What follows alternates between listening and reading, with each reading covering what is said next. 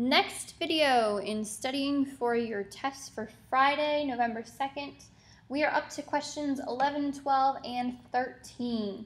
Using your calculator, determine the approximate angle location, determine the two known values on either side of the terminal side, and evaluate the function at the angle given using a calculator, round to 4 decimal places. Okay, so first question, where is it? Number 11. Theta is given to me, so I can ask that question, I can answer that question. Negative 63.2 degrees.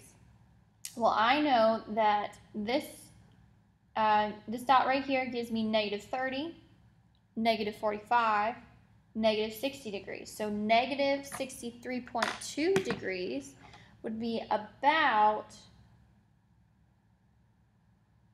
probably a little bit closer than that, but I'm looking for between this point and the y-axis. So it's between the negative 60 degrees and the y-axis.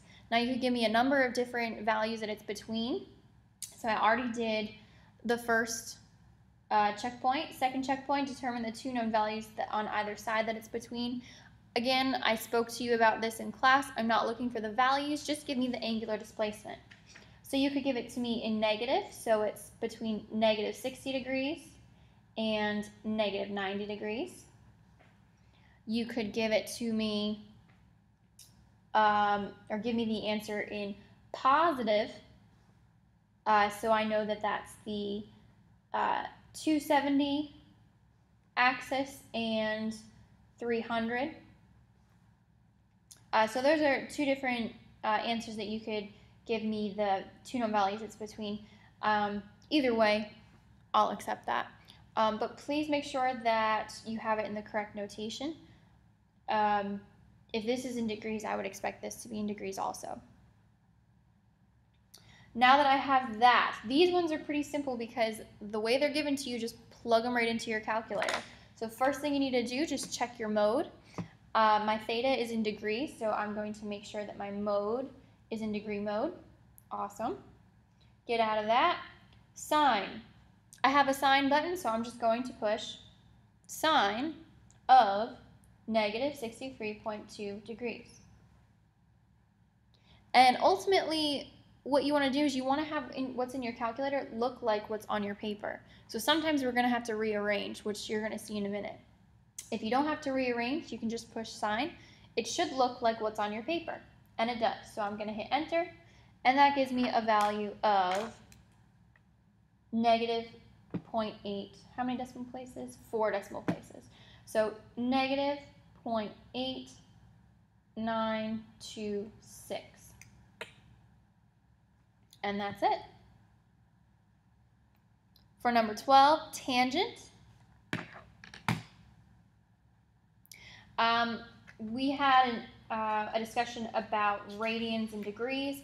If you want to change that to degrees, that's quite all right. So let's change that to degrees. So that would be tangent of, and changing from radians to degrees, multiply by 180 over pi. So negative 13 pi over 7 times 180 over pi gives me about negative 334 point, let's do 2 decimal places, 29 degrees. If I know that, where is negative 334.29 degrees? Well, it's going clockwise, just like number 11 was. And it's actually almost at 360, almost at a complete rotation. If I know that this is negative 270, this is negative 300, this is negative 315, this is negative 330, I'm actually almost even at the full rotation. So negative 334 gets me to the first quadrant. And what is it between? Again, you could say it's between the negative 330 and negative 360 degrees, or you could give me the answer as positive radians. Or I guess I'm doing it in degrees. So if you give me the degree measure, I will accept this as degrees. So that would be about between 0 and 30 degrees positive. If you were to give me the radians, let's do that here, that would be, if it was positive, that would be 0 and pi over 6. Or clockwise would be 11 pi over 6 and 2 pi. So depending on what kind of theta you're dealing with, you could give me any of these 4 answers.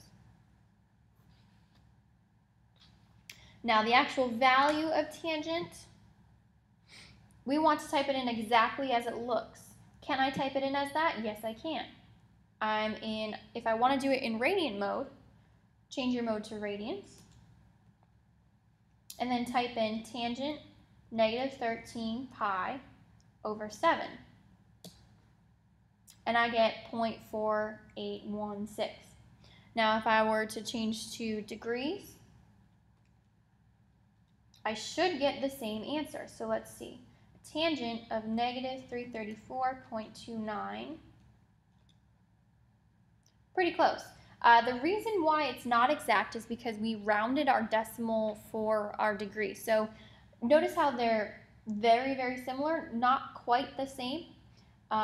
So I would probably stick with the radians when you give me the value. But if you're close enough to a few decimal places, I would say that's good enough for me. So the answer that I get, I'll use the radian since that's more exact, is 0.4816.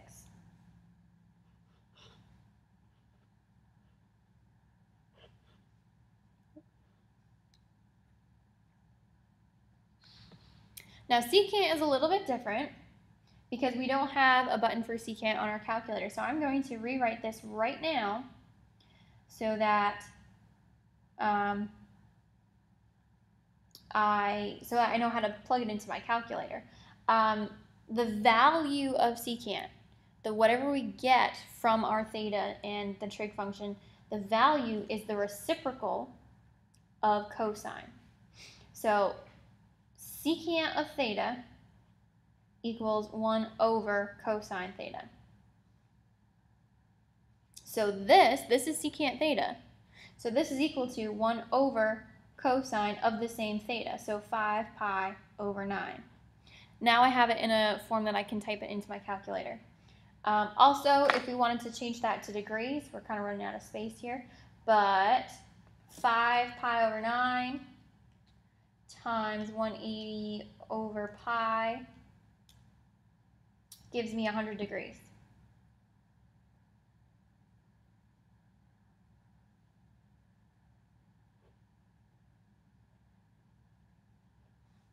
So no rounding there. Again, you could leave this as radians or degrees. Cosine of 100 degrees, where is it? It's counterclockwise. 100 degrees is just past the 90-degree angle, not quite at 120. So it's closer to the y-axis. So we say that it's between, or I guess I'm going to put the radians in purple now.